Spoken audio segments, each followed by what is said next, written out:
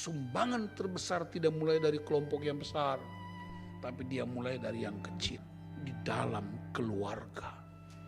Shalom semuanya.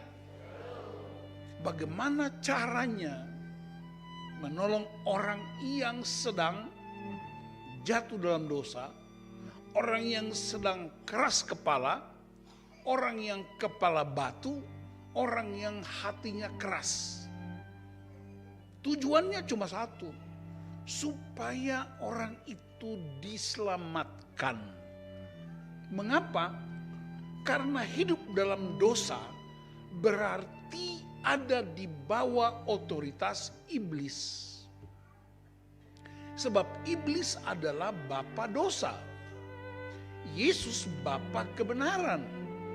Bahkan kitab Yehezkel mengingatkan umat, kalau kamu tahu dia bikin dosa, tapi kalau kamu nggak tegur dia, kamu nggak ingatkan dia, orang itu akan mati dan engkau juga dituntut nyawa daripadamu. Tapi kalau engkau ingatkan dia dan dia tidak mau bertobat, dia mati dan kau tidak dituntut. Jadi tugas gereja kekristenan ialah kita harus saling mengingatkan. Apabila saudaramu berbuat dosa, tegurlah dia di bawah 4 mata. Ini namanya face to face. Tapi orang Kristen modern, Facebook. Ribut sama suami, masuk Facebook. Pakai nama orang lain. Ribut sama teman, status. Jadi kerjaan kita itu cuma bikin status terus. Lampiaskan amarah kita. Memang gembalamu namanya Facebook. Pendeta-pendeta modern pun begitu. Jawab jemaat juga pakai surat, Facebook. Yesus bisa kan pakai surat dari sorga. Dia jago kok. Tapi dia turun dari sorga untuk berjumpa dengan orang-orang seperti kita. Hebat apa kita ini? Sampai Yesus anak Allah, juru selamat, tinggal di sorga. Dia mau turun ketemu orang-orang yang kontribusinya cuma dosa. Apabila saudaramu berbuat dosa, bukan berbuat masalah. Dosa beda dengan masalah. Apa bedanya? Masalah. Siapa namamu? Michael punya masalah keuangan, itu masalah. Jalan keluarnya banyak. Bisa kita kasih sumbangan, bisa dia kredit, dia jual motornya, dia gadai cincinnya, itu jalan keluar masalah. Berarti masalah banyak jalan keluar. Dosa hanya satu jalan keluar. Apa itu? Bertobat. Nah, problem kita apa? Gereja tidak bisa membedakan masalah dan dosa. Pak Pendeta, tolong doakan kami. Kami punya masalah. Apa masalah kalian? Suamiku selingkuh. Itu bukan masalah, itu dosa. Kita mesti bedakan masalah dan dosa supaya kita tahu cara menyelesaikannya. Ada satu bapak satu kali ketemu saya, orang Ambon. Dia bilang, Pak Pendeta, tolong doakan saya dulu. Bapak sakit apa? Beta ini batuk-batuk tiap hari. Saya tanya, Pak, boleh tanya sebelum saya berdoa, Bapak merokok enggak? Istrinya bilang, Pak Pendeta, itu kereta api zaman Belanda itu. Saya bilang, Pak, kalau begitu cara menyelesaikan batuk Bapak tidak bisa dengan doa. Terus apa dong? Stop rokok. Jadi Bapak mau stop rokok enggak? Agak susah, kalau gitu saya nggak mau berdoa. Doa tanpa ketaatan, doamu sebuah kekejian. Anda berdoa tapi nggak taat, doa tidak berkuasa. Pak Pendeta kok nggak mau berdoa buat saya? Saya bukan tidak mau berdoa buat Bapak. Saya tidak mau doa saya sebuah kekejian. Nah, dalam keadaan macam itu, ayat ini bilang begini. Kalau dia berbuat dosa, ingat ya, Bukan berbuat masalah, berbuat dosa. Dosa itu artinya melanggar firman Allah. Hidupnya berada di luar sasaran Allah. Berarti menasihati orang berdosa supaya apa?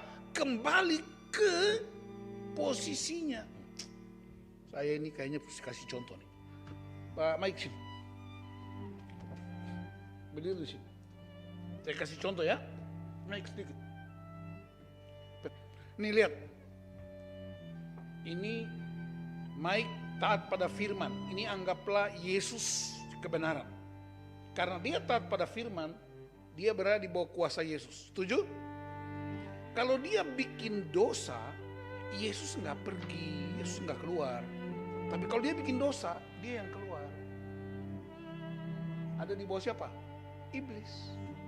Mike bertobat. Iblis juga nggak pergi, tapi Mike yang kembali. Di bawah Yesus lagi. Dia bikin dosa lagi. Yesus nggak pernah pergi, tapi dia yang keluar. Dosa lagi. Kuasanya begitu. Bertobat lagi. Balik. Jatuh lagi dalam dosa. Bertobat lagi. Saya mau tanya, capek nggak? Capek. Dosa itu capek, bos. Makanya supaya jangan capek, terus di sini.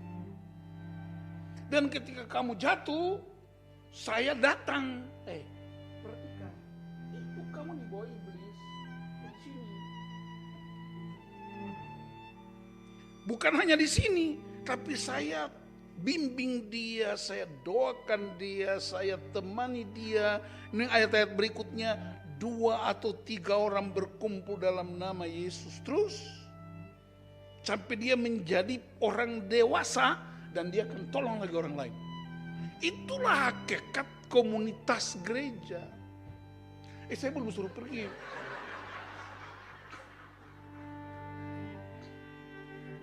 Jadi Anda mendapatkan dia kembali. Karena iblis tidak pernah serang komunitas. Iblis serangnya pribadi. Iblis juga tidak serang orang baik, enggak. Dia tidak serang orang bermoral. Iblis serang gambar dan rupa Allah supaya gambar rupa Allah itu pindah dari hidup kita. Karena kita diciptakan segambar dan serupa dengan Allah. Dan iblis tidak mau kita menampilkan gambar dan rupa Allah. Sebab orang baik banyak, tidak usah beragama juga baik. Orang bermoral juga banyak, tidak usah beragama. Tapi orang yang gambar dan rupa Allah pasti baik. Orang gambar dan rupa Allah pasti bermoral, bilang amin. Itu yang membuat iblis itu serang. Serang apa? Supaya kita keluar dari gambar dan rupa Allah itu. Hidup di luar karakter Allah itu. Cara iblis macam-macam. Maka kami sebagai persekutuan, kita sebagai persekutuan, kalau kamu kedapatan Michael berbuat dosa, kamu tegur 4 mata. Lihat saya. Kenapa 4 mata? Karena dia saudaraku, kami sama-sama dalam Kristus. Kamu mesti terima. Karena kita kan sama-sama makan di warteg. Sama-sama di gereja ini. Kalau dia nggak mau terima, ayat itu bilang apa? Jika ia tidak mendengarkan engkau, bawalah 1 atau 2 orang lagi. Nah, 1, 2 orang lagi. Jadi apa? Saksi. Karena menurut Alkitab Perjanjian Lama, Kitab Ulangan, syarat sebuah perkara itu sah kalau ada 2 atau 3 orang yang mendukungnya. Tapi orang-orang itu bukan orang-orang yang benci dia, bukan. Orang-orang yang dianggap berhikmat, yang bijaksana. Jangan bawa orang sembarangan. Lalu kami sama-sama tolong dia. Nah, dia nggak mau dengar lagi. Perhatikan ayatnya. Ayat 17. Jika ia tidak mau mendengarkan mereka, sampaikan soalnya kepada jemaat. Jadi tambah gede, yuk tinggal pilih aja. Mau kita berdua, atau bertiga, atau sama jemaat. Kenapa? Karena kita tubuh Kristus. Persekutuan orang percaya. Jika ia tidak mau juga mendengarkan jemaat, pandanglah dia sebagai seorang yang tidak mengenal Allah atau seorang pemungut cukai. Pandanglah dia sebagai orang yang tidak mengenal Allah, bukan dibuang. Kalau kita buang dia berarti Kristus salah nih. Yesus itu kan kasih, amin. Dia anak Allah, dia datang untuk membebaskan orang yang berdosa. Setuju? Dia mengasihi siapa saja. Kenapa tiba-tiba diajarkan seolah-olah kalau dia nggak mau dengar saya, dengar saksi-saksi, dengar jemaat, pandanglah dia sebagai orang tidak mengenal Allah, lalu sebagai pemungut cukai. Ada orang tertentu, hamba Tuhan, gereja tertentu bilang, udah buang dia aja, bikin repot aja, nggak ada guna. Bukan itu artinya. Artinya apa? Paradigma kita mesti berubah. Berubahnya apa? Pemungut cukai itu membutuhkan kasih karunia khusus.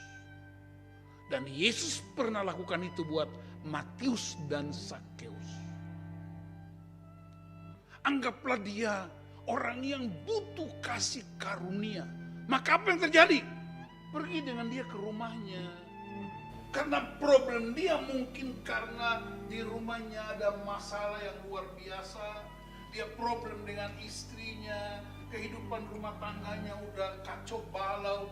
Maka saya mesti datang menjadi bagian hidupnya, bergumul dengan dia, makan dengan dia seperti Yesus dan Matius dan Sakeus.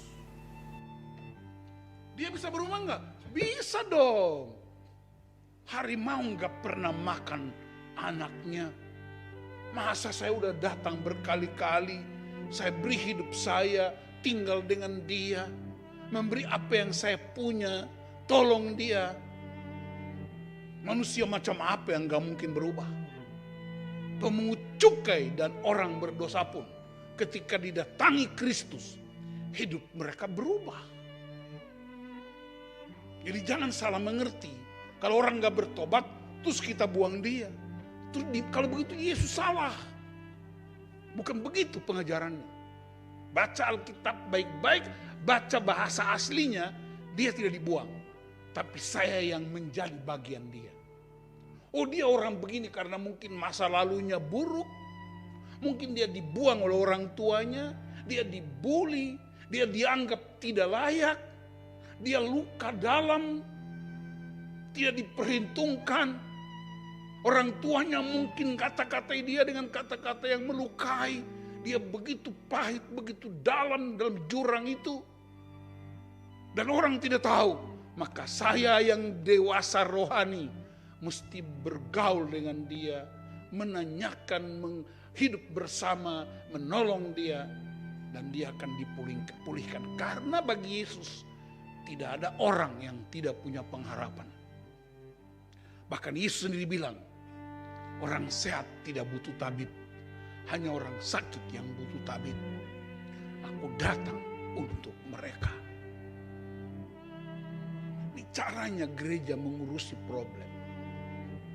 Kita enggak. Orang enggak mau berubah, kasih surat, skors, pecat, keluarkan. Kamu siapa? Yesus saja nggak begitu, kita semua orang yang tidak sempurna. Maka kita tidak punya hak untuk bisa membuang orang lain. Ini ayat ini penting sekali karena gereja modern justru menggunakan kekuasaan untuk menyingkirkan orang lain. Kayak surat keputusan lah, peraturan gereja lah, rapat lah, disingkirkan lah. Tapi Anda tidak tahu apa yang dia sedang gumuli dengan keluarganya. Itu sebabnya Yesus datang ke rumah Matius. Yesus datang ke rumah Sakeus. Kasih turun dari pohon ara itu. Sakeus tidak minta, kok dia cuma naik ke atas pohon doang. Pingin lihat karena Sakeus itu pendek. Cuma itu aja kerinduan dia, pingin lihat aja. Tapi Yesus tergerak hatinya. Karena ingin lihat, itu berarti ada apa? Ada harapan untuk hidup benar. Kita urusnya apa? Kalau dia punya uang banyak, pejabat, sumbangnya gede, dia mantan pejabat, nah baru kita urus. Gereja yang punya problem kayak begini. Dikit-dikit surat, dikit-dikit SK, dikit-dikit disiplin, dikit-dikit skors. Tapi kamu gak pernah ikut rasakan apa yang mereka sedang perjuangkan sehari-hari. Saudara-saudara, saya ingat ada sebuah kisah nyata. Satu kali ada reuni dari sebuah SMA. Guru-guru mereka pun diundang. Nah 10-15 tahun sebelumnya di dalam sebuah kelas tiba-tiba ada satu anak lapor ke gurunya, "Pak Guru, jam tanganku hilang." Coba kamu cari baik-baik di tasmu, di ranselmu. Enggak ada, Pak. Oke. Lalu Bapak Guru bilang, "Jadi saya minta kejujuran dari setiap orang. Siapa yang ambil jam tangan ini?" Tidak ada yang ngaku. Lalu Bapak Guru bilang, "Kalau begitu sekarang semua berdiri, antrian di tembok. Lepaskan sapu tangan kalian, lalu tutup mata semua anak-anak." Lalu Bapak Guru jalan sambil menggeledah kantong mereka. Dan Bapak Guru dapat di satu anak. Jam tangannya diambil. Kemudian semua suruh duduk. Lalu Bapak Guru bilang, "Sini nak, ini jam tangan." Ketika mereka sedang reuni,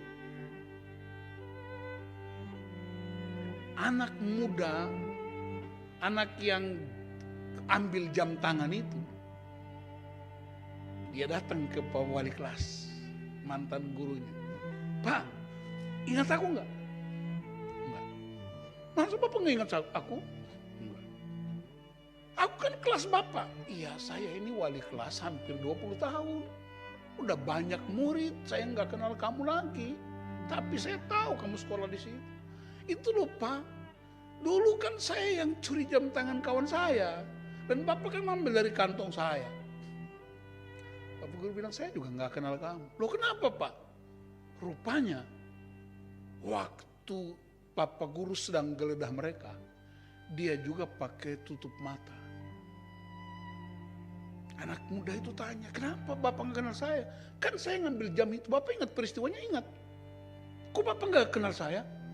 "Karena waktu itu Bapak Guru juga tutup mata." Kisah itu memberi inspirasi buat saya, buat kita.